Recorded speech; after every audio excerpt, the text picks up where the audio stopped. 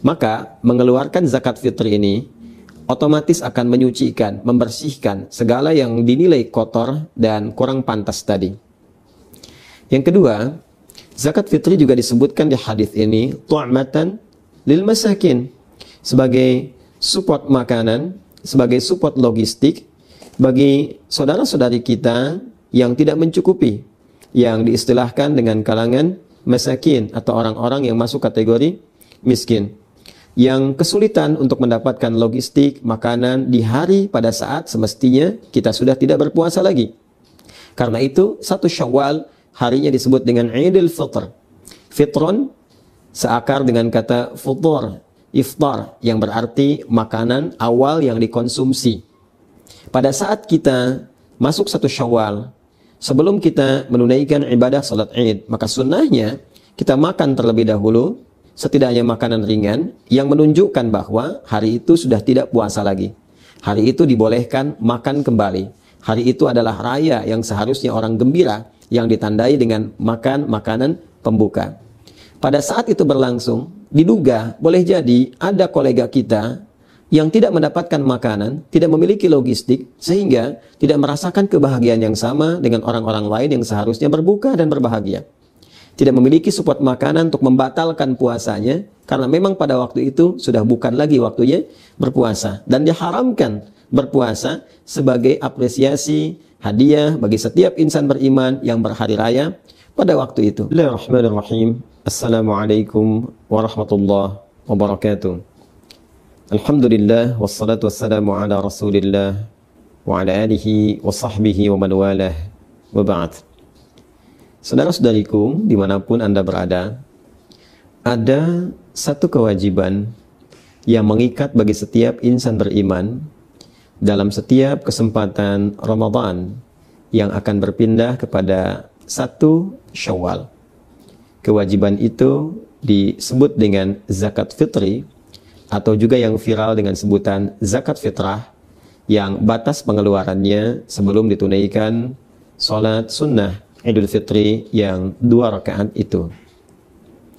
Zakat fitri seperti disebutkan dalam hadis Nabi SAW yang diviralkan sampai kepada kita melalui sahabat Ibnu Abbas radhiyallahu taala anhuma, ditujukan kepada 2 hal utama.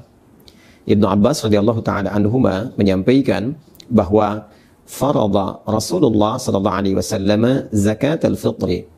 Rasulullah SAW telah mewajibkan zakat fitri tuhratan lis-shaimi minal lagwi warafathi, sebagai satu tujuan pertamanya, penyuci, pembersih bagi setiap mukmin yang menunaikan ibadah siam Ramadan dari aneka perbuatan yang tidak bermanfaat atau hal-hal kotor yang pernah berlangsung selama ia menunaikan ibadah siam Ramadan itu.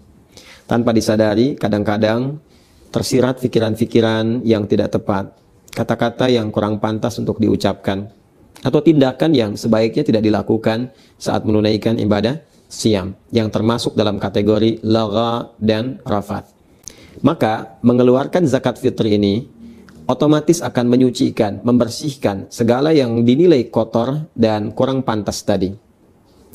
Yang kedua, zakat fitri juga disebutkan di hadis ini tu'matan lil masakin, sebagai support makanan, sebagai support logistik bagi saudara-saudari kita yang tidak mencukupi, yang diistilahkan dengan kalangan masakin atau orang-orang yang masuk kategori miskin, yang kesulitan untuk mendapatkan logistik makanan di hari pada saat semestinya kita sudah tidak berpuasa lagi. Karena itu 1 Syawal harinya disebut dengan Idul Fitr. Fitron seakar dengan kata futur, iftar, yang berarti makanan awal yang dikonsumsi. Pada saat kita masuk 1 Syawal, sebelum kita menunaikan ibadah salat Id, maka sunnahnya kita makan terlebih dahulu, setidaknya makanan ringan yang menunjukkan bahwa hari itu sudah tidak puasa lagi. Hari itu dibolehkan makan kembali. Hari itu adalah raya yang seharusnya orang gembira, yang ditandai dengan makan makanan pembuka. Pada saat itu berlangsung, diduga boleh jadi ada kolega kita yang tidak mendapatkan makanan, tidak memiliki logistik, sehingga tidak merasakan kebahagiaan yang sama dengan orang-orang lain yang seharusnya berbuka dan berbahagia. Tidak memiliki support makanan untuk membatalkan puasanya, karena memang pada waktu itu sudah bukan lagi waktunya berpuasa. Dan diharamkan berpuasa sebagai apresiasi, hadiah bagi setiap insan beriman yang berhari raya pada waktu itu. Karena itu, zakatnya disebut dengan zakat fitri untuk menunjuk kepada wujud zakat yang diberikan itu. Hadis riwayat Ibnu Umar radhiyallahu taala anhuma yang disampaikan kemudian kepada kita semua yang menegaskan penjelasan Rasulullah sallallahu alaihi wasallam tentang bentuk zakat fitri ini. Faradha Rasulullah sallallahu alaihi wasallam, kata Ibnu Umar radhiyallahu taala anhuma, beliau menyampaikan Rasulullah sallallahu alaihi wasallam telah mewajibkan zakat al-fitri. Zakat fitri itu sa'an minat tamri atau sa'an minat syair, yaitu satu sa' dari kurma atau satu sa' dari gandum. Sa' itu batas ukurannya kurang lebih 4 mud. Satu mud itu kalau ada ukuran standar tangan orang dewasa seperti kami saat ini, yang kita satukan dalam keadaan berdoa seperti ini, lalu dihadirkan, dituangkan kurma atau gandum seukuran tangan orang dewasa seperti saat sedang berdoa seperti ini, itu disebutnya 1 mud. Jadi kalau 4 mud ukurannya kurang lebih ukuran 4 tangan ya orang dewasa saat berdoa seperti ini. Itu 4 mud sama dengan 1 sa'. Kalau dikonversi ke ukuran kita saat ini, tentunya akan sesuai dengan bahan makanan pokok yang dikonsumsi. Karena mayoritas ulama menilai bukan kurmanya, bukan gandumnya, tapi makanan pokok yang memang dikonsumsi oleh penduduk di negeri itu.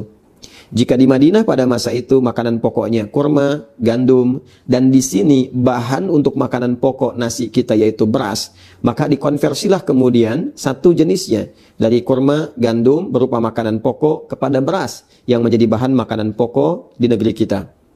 Lalu dikonversi ukurannya setidaknya ada sesuai dengan 2,5 sampai 3 kilo beras atau 3,5 liter. Kalau kita contohkan misalnya, ini ada contoh ukuran yang 3 kilo. Ya, ini kurang lebih 3 kilo. Ini beras yang sesuai dengan ukuran 1 sa'. Ya, 3 kilogram atau disesuaikan dengan 3,5 liter.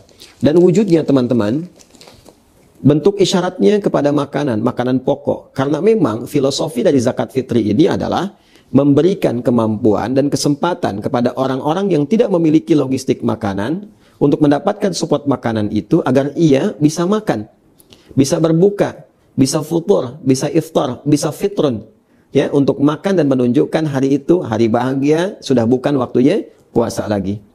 Jika dulu kurma itu makanan yang siap santap, sampai sekarang hampir jarang orang yang memasak kurma karena sifatnya bisa langsung dimakan. Karena itu mudah dibagikan sebelum sholat 2 rakaat Idul Fitri. Maka boleh kita bagikan misalnya setelah sholat isya di malam Id, kemudian bertakbir, kita bagikan, dan tentunya boleh saja kita sertakan juga makanan-makanan pendamping yang sifatnya memberikan warna dan rasa ketika digabungkan dengan makanan pokok. Misal, kita tadi ingin memberikan beras misalnya, kita berikan di malam Idnya.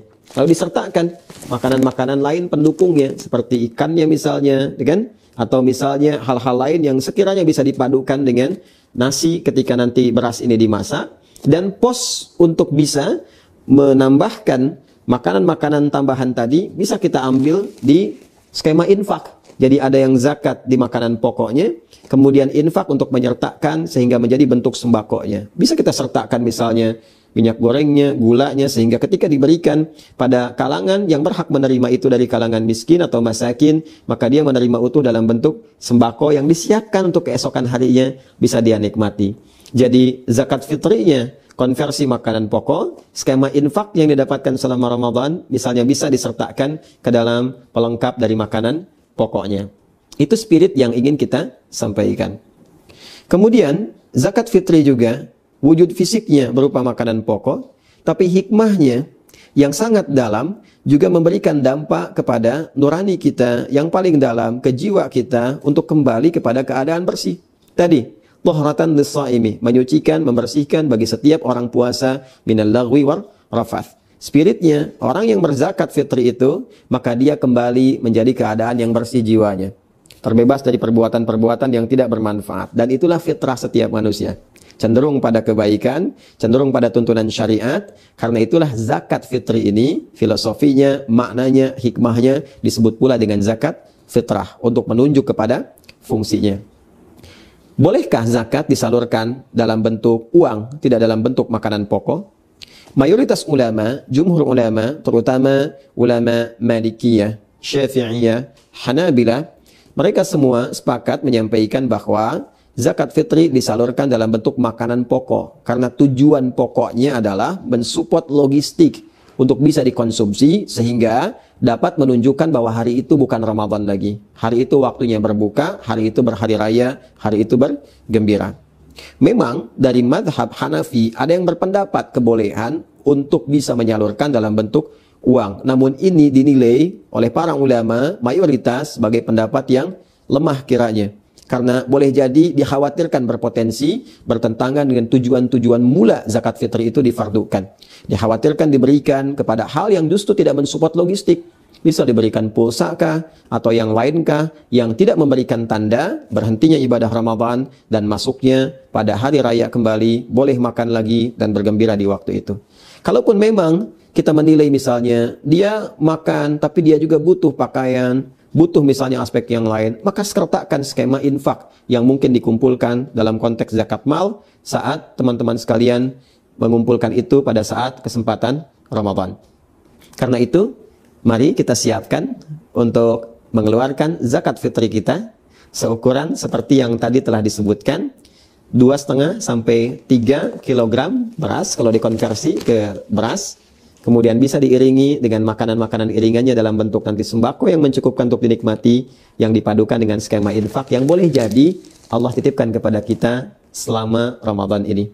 Mengikat kewajibannya bagi setiap insan beriman yang memiliki kemampuan logistik cukup untuk dirinya dan orang-orang yang dinafkahi dalam lingkup keluarganya. Ada kelebihan dari situ, maka itu yang kemudian digunakan untuk berzakat fitri yang berdampak kesucian, kemurnian fitrah kita sehingga disebut dengan zakat fitrah. Semoga Allah membimbing kita untuk memudahkan dalam mengeluarkan zakat fitrah. Zakat fitri ini menyucikan jiwa kita, memperbaiki diri kita, dan ingat, hanya dikeluarkan sebelum sholat Id. Ketika dilakukan setelah sholat Id, maka jatuhnya tidak menjadi zakat fitri lagi, tapi menjadi sedekah biasa saja. Adi Hidayat, semoga bermanfaat. Subhanakallahumma wa bihamdika nasyhadu an la ilaha illa anta nastaghfiruka wa natubu ilaik. Assalamualaikum warahmatullahi wabarakatuh.